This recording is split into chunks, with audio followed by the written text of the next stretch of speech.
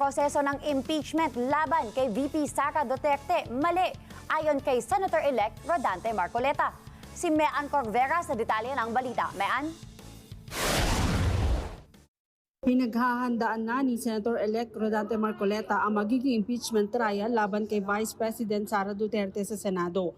Sa harap yan ang inaasahang pagsisimula ng impeachment trial laban sa Vice Presidente sa pagbubukas ng 20th Congress sa Hulyo. Para sa Senador, hindi na dapat ituloy ang paglilitis na ani ay lumilikha lang na matinding away sa mga lider ng bansa.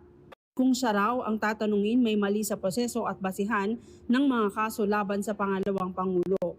Kung ganito anya ang kaso, kailangan pagdebatehan muna kung kailangang ituloy o hindi ang paglilitis. Kapag dating sa 20th Senate halimbawa, magkakaroon na dyan ng diskusyon. Magkakaroon dyan ng debate, palagay ko. Hindi ko maalam kung paano ilalaban na ang impeachment na isinulong ng 19th Congress ay parang ganun na lamang, itutuloy mo na lamang sa 20th Congress ng walang kaukulang mga batas. Pinaghahanda naman ni Senator-elect Panfilo Ping Lacson ang mga kongresista ng credible evidence laban sa Vice President.